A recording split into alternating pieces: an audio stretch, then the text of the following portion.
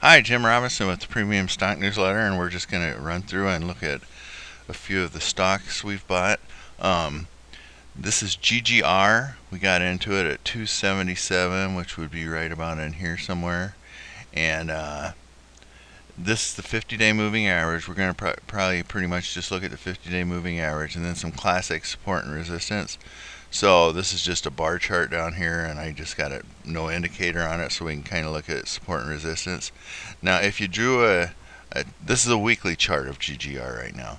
Now, if we drew a trend line across here, I don't know. I hope you can see that arrow.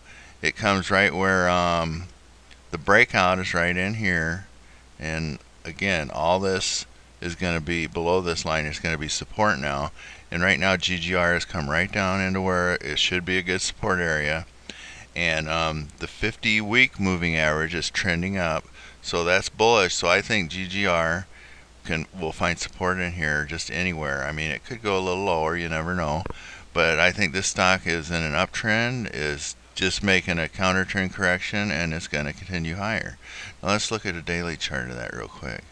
And that's kind of interesting, how it's kind of all lined up right at support on the weekly time frame. And then here's the 50-day moving average, and it's trending up, and then it broke below, and they can break below a little bit. That's not that big a deal, because this is the 50-day moving average is a support area.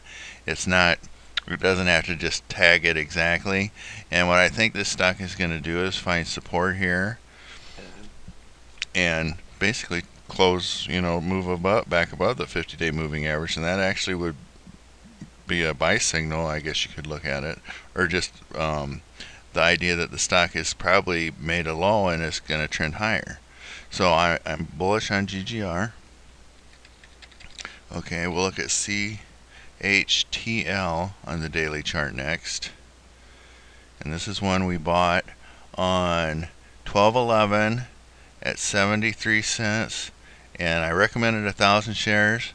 Now, like I've mentioned, when I recommend these shares, the reason I'm kind of recommending 1,000 shares on some and 100 shares on others and some 200 shares is just to kind of give you the idea that, it's kind of just any amount of shares will work. It just depends on your budget and your account.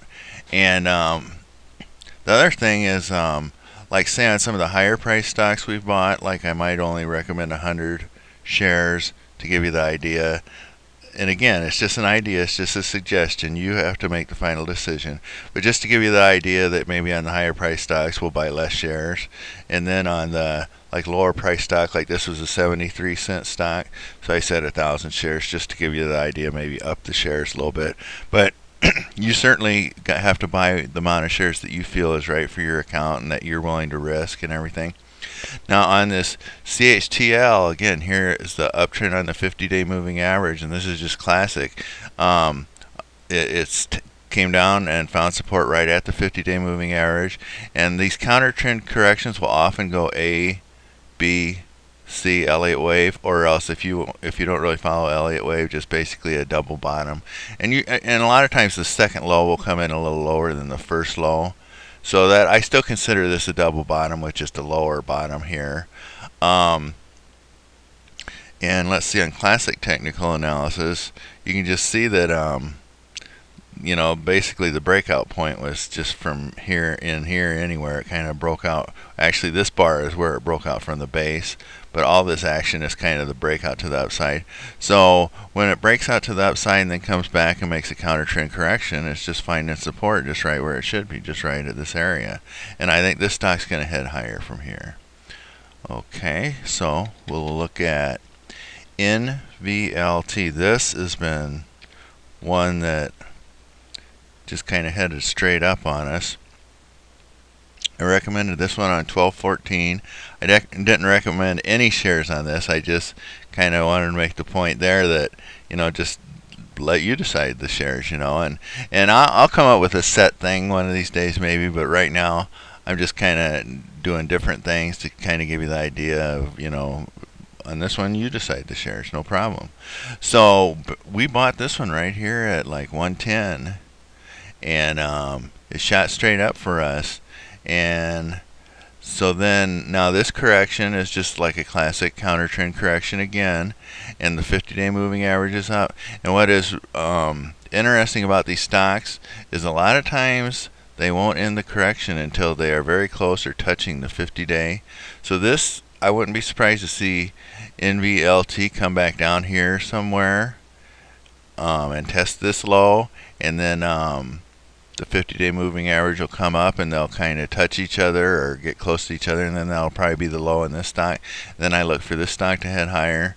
So this is probably a $4 or $5 stock if everything works out as it looks like it's gonna, and we got in at 1, so this is a good one for us. PWER, this has been a monster straight up trend on this one. Now it's correcting right now, but again, these stocks are going to correct. Let's see, I'll go back a little farther on this chart.